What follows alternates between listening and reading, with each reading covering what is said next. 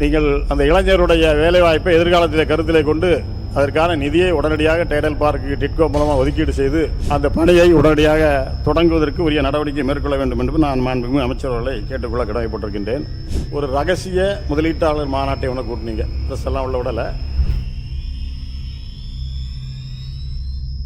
ரகசிய என்ற வார்த்தை புறம்பானது, அதை யூஸ் பண்ண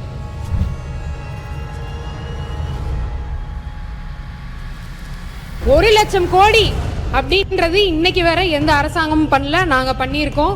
1 லட்சம் இளைஞர்களுக்கும் இதனால் வேலை கிடைக்க போகுது. எங்களுடைய தலைவர் அவர்கள் சொல்லிவிட்டார்கள், மேற்கொண்டு வேண்டாம், நீங்க இதுல மானிய கோரிக்கையில போயிடுங்கன்னு சொல்லிட்டாங்க. ஏன்னா மக்கள் கருத்து இன்னும் நிறைய இருக்குது. இந்த அவையினுடைய நடவடிக்கைகள் குறித்து மக்களுடைய கருத்து நிறைய இருக்கு. அதெல்லாம் நான் இங்க என்னுடைய குரலா ஒலிக்கணும்னு சொன்னா 1 மணி நேரம் இருந்தாலும் பத்தாது. இருந்தாலும் எங்களுடைய தலைவருடைய கட்டளை ஏற்று மானிய கோரிக்கைகளை நான் என்னுடைய கருத்துக்களை எடுத்துக்கின்றேன். மாண்புமிகு பேரவைத் தலைவர் அவர்களே, தொழில்துறை வளர்ச்சி தான் ஒரு நாட்டினுடைய பொருளாதார வளர்ச்சிக்கு வலுவான ஒரு அடித்தளத்தை அமைத்து கொடுக்கின்றது. உற்பத்தி, ஏற்றுமதி, முதலீடு மற்றும் வேலைவாய்ப்பு ஆகிய அனைத்து துறைகளிலும் இன்றைக்கு தமிழ்நாடு தனது தனித்துவமான இடத்தை 5 ஆண்டுகளாக பெற்றுள்ளதை நாம் அத்தனை பேர் இன்றைக்கு அறிவோம். இளைஞர்களுக்கும் பெண்களுக்கும் அதிக அளவிலான வேலைவாய்ப்பு, 2030க்குள் தமிழ்நாட்டை $1 டிரில்லியன் அமெரிக்க பொருளாதாரமாக உயர்த்த வேண்டும் என்ற இலக்கை நோக்கிய எங்களுடைய தொழில்துறை பயணமானது 2024-25 ஆண்டிலே இந்தியாவிலேயே எங்கேயும் சாதிக்க முடியாத ஒரு சாதனையாக 11.19% என்ற பொருளாதார வளர்ச்சியை, இரட்டை இலக்க வளர்ச்சியை சாதித்து காட்டிய திராவிட மாடல் அரசு முதலீடுகளை ஈர்ப்பது மட்டுமல்ல, அவற்றை வேலைவாய்ப்புகளாக மாற்றுவது, தொழில் வளர்ச்சியை மாவட்டங்கள் தோறும் விரிவுபடுத்துவது, எதிர்காலத்திலே தொழில்களுக்கு வேண்டிய தேவையான உட்கட்டமைப்புகளை உருவாக்குவது போன்ற ஒருங்கிணைந்த அணுகுமுறையின் காரணமாகத்தான் கடந்த 5 ஆண்டுகளிலே தமிழ்நாடு தொழில்துறையிலே உச்சத்தை எட்டியது. மாண்புமிகு பேரவைத் தலைவர் அவர்களே, கடந்த 5 ஆண்டுகளில் மட்டும் 1179 புரிந்துணர்வு ஒப்பந்தங்கள் போட்டு கிட்டத்தட்ட 12.37 லட்சம் கோடி முதலீடுகளை ஈர்த்தது தமிழ்நாடு அரசு. அந்த சாதனையை புரிந்தது எங்களுடைய திராவிட மாடல் ஆட்சியினுடைய அரசர் மாண்புமிகு முத்துவேல் கருணாநிதி ஸ்டாலின் அவர்கள். இதன் மூலமாக கிட்டத்தட்ட 36 லட்சத்திற்கும் மேற்பட்ட வேலை வாய்ப்புகள் தமிழ்நாட்டிலே உருவாக்கப்பட்டிருக்கின்றது. குறிப்பாக மோட்டார் வாகன உற்பத்தியிலே முதலிடம், ஆடைகள் உற்பத்தியிலே முதலிடம், தோல் மற்றும் தோல் சார்ந்த பொருட்கள் உற்பத்தியிலே முதலிடம், கணினி மற்றும் ஒலிக்கருவிகள் உற்பத்தியிலே 2ஆம் இடம், இயந்திரங்கள் மற்றும் உபகரணங்கள் உற்பத்தியிலே 2ஆம் இடம், பிற போக்குவரத்து சாதனங்கள் உற்பத்தியிலே 2ஆம் இடம், மின்னணுவியல் ஏற்றுமதியில் இந்தியாவில் தமிழ்நாட்டினுடைய பங்களிப்பு மட்டும் 41.23%.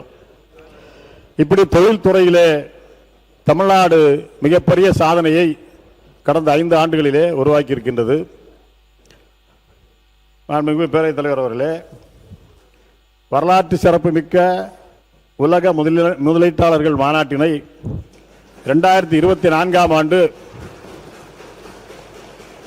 எங்களுடைய திராவிட மாடல் ஆட்சி நாயகர் தளபதி அவர்கள் நடத்தி, அதன் மூலமாக இந்தியாவே திரும்பி பார்க்கும் வகையிலே 631 புரிந்துணர்வு ஒப்பந்தங்கள் போட்டு அதன் மூலமாக 6,64,181 கோடி முதலீடுகளை தமிழ்நாட்டிற்கு கொண்டு வந்துள்ளார்கள். இதன் மூலம் கிட்டத்தட்ட 14.5 லட்சம் பேருக்கு நேரடியாக வேலைவாய்ப்புகள் உருவாக்கப்பட்டுள்ளது.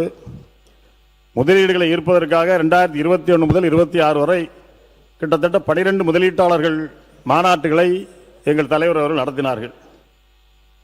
முன்னாள் முதலமைச்சர் எங்கள் தலைவர் அவர்களே நேரடியாக ஜப்பான், சிங்கப்பூர், அமெரிக்கா, ஜெர்மனி போன்ற நாடுகளுக்கு சென்று அங்குள்ள முதலீட்டாளர்களை சந்தித்து அவரிடத்தில் பேசி மிகப்பெரிய முதலீடுகளை தமிழ்நாட்டுக்கு கொண்டு வந்துள்ளார்கள். அவருடைய வெளிநாட்டு பயணங்கள் மூலமாக மட்டும் 69 புரிந்துணர்வு ஒப்பந்தங்கள் போடப்பட்டு 34,013 கோடிகள் இங்கே முதலீடுகள் கொண்டு வரப்பட்டுள்ளது. 2024 முதலீட்டாளர் மாநாட்டில் போடப்பட்ட 633 புரிந்துணர்வு ஒப்பந்தங்களிலே 526 முதலீடுகளாக மாற்றப்பட்டிருக்கின்றது. ஒரு புரிந்துணர்வு ஒப்பந்தம் போடப்படுவது என்பதோடு அந்த துறை நின்றுவிடக்கூடாது.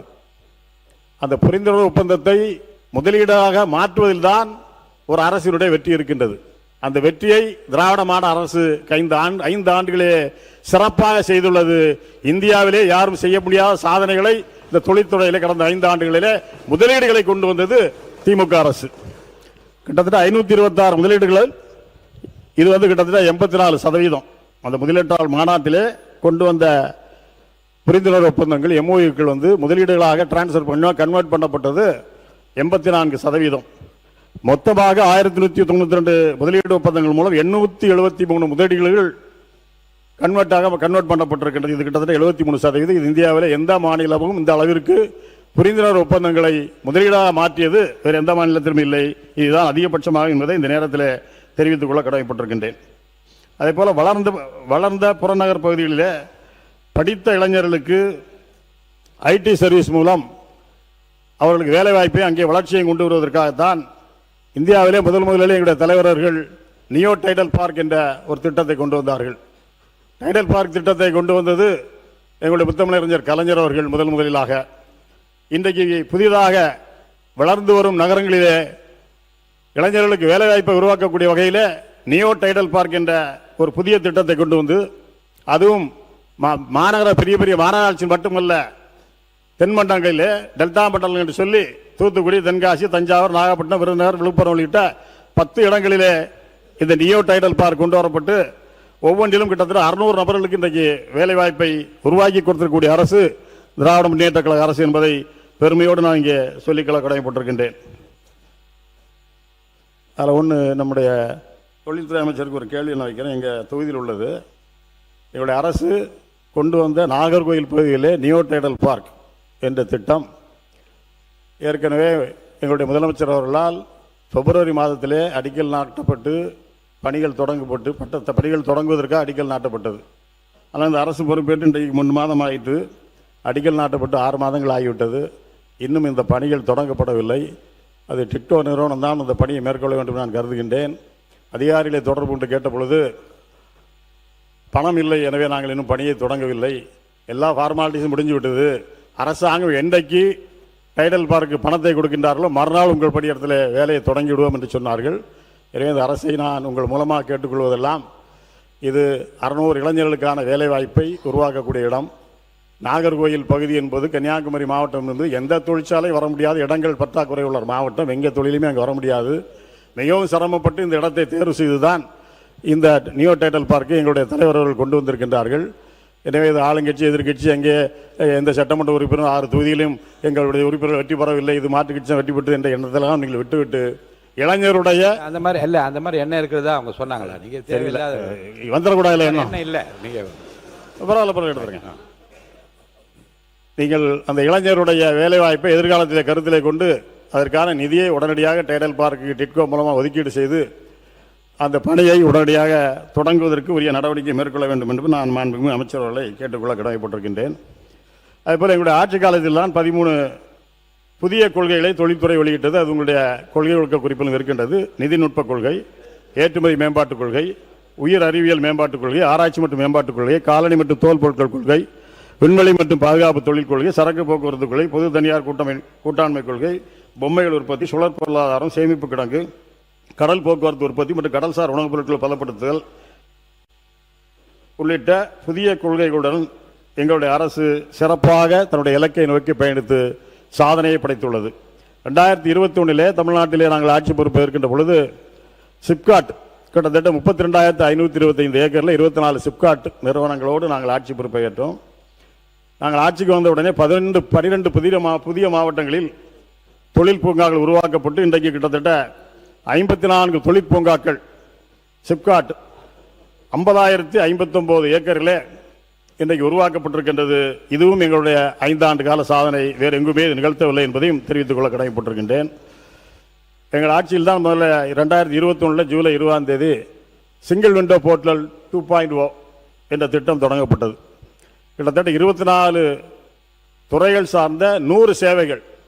ஒரு தொழில் தொடங்க ஒரு நிறுவனம் வருகின்றது என்று சொன்னால் அவர்களுக்கு தேவையான அனைத்து உதவிகளையும், அனைத்து சேவைகளையும், அனைத்து அனுமதிகளையும் ஒரே இடத்தில் பெறக்கூடிய வகையில் இன்றைக்கு நீங்கள் கூட 3.0 ஒன்றை நாங்கள் தொடங்க போவதாக சொல்லியிருக்கின்றீர்கள்.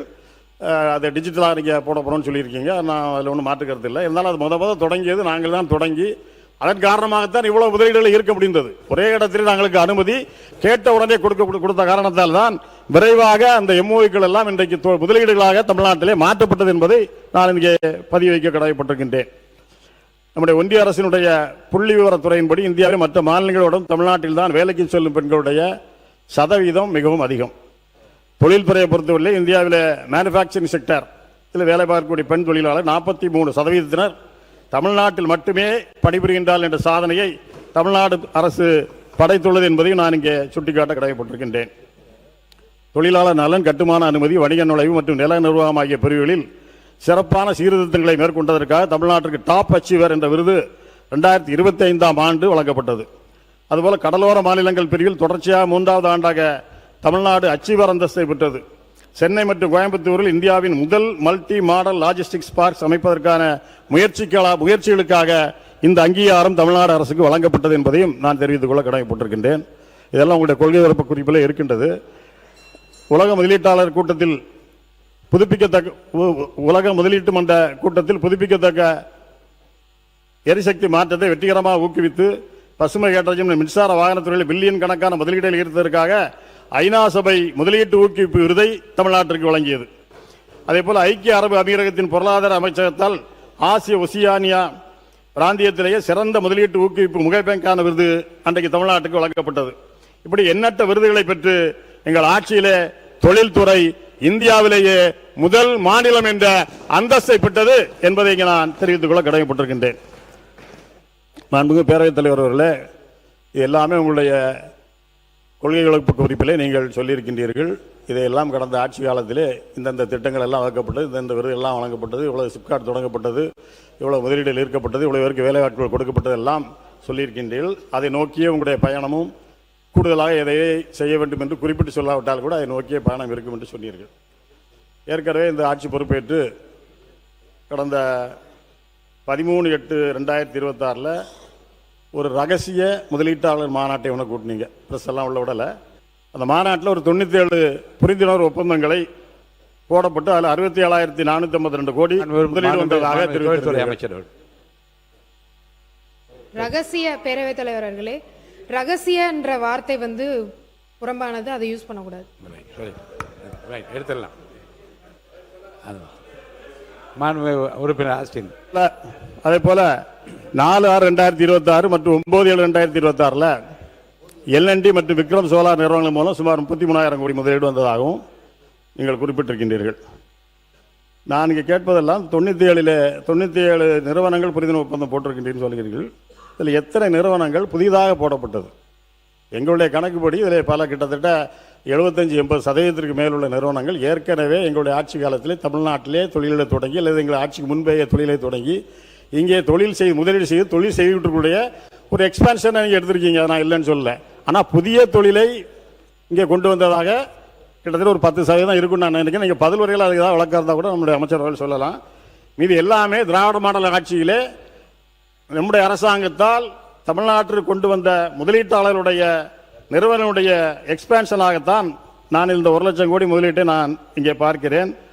இதில் பெரும்பாலான தலைவரும் தொழில்துறை அமைச்சரும் பேசி தொழில்துறை அமைச்சர் மாண்புமிகு பேரவைத் தலைவர் அவர்களே, அவங்க ஆட்சியில் இருந்தப்போ 30 நாள்ல எவ்வளவு புரிந்துணர்வு ஒப்பந்தம் போட்டாங்கன்னு மட்டும் ஆன்சர் பண்ண சொல்லுங்க. மாண்புமிகு உட்காருங்க. உறுப்பினர் ஆஸ்டின் பேசு. முடிச்சிடறேன். பேரவைத் தலைவர் அவர்களே, ரகசியம் என்ற வார்த்தை மட்டும் நீக்கிறாங்க அவங்க சொன்னது. சரி. உறுப்பினர் ஆஸ்டின். பேரவைத் தலைவர் அவர்களே, நாங்கள் 2021 ஆட்சி பொறுப்பை இருக்கின்ற பொழுது கொரோனா உச்சத்தில் இருந்த நேரம், அந்த நேரத்தில் ஆட்சி பொறுப்பை ஏற்ற போது கூட கிட்டத்தட்ட 3 மாத காலத்திலே 44,36,000 கோடியாக திட்ட முதலீட்டை நாங்கள் கொண்டு வந்திருக்கோம்.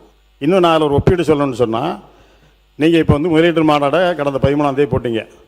ஜூலை 31 முதல் காலாண்டுகளுக்கான தொழில் முதலீட்டு 4 மாநிலத்தில் ஒரு ஒப்பீடு நமக்கு வெளிவந்து நீங்கள்லாம் பார்த்துருப்பீங்க. அது ஏற்கனவே இருந்த காலாண்டு, அதாவது போன 21 இருந்த காலாண்டுக்கும் இப்போ 26 இருக்கக்கூடிய முதல் காலாண்டுக்கும் உள்ள வித்தியாசம் ஒப்பீடு.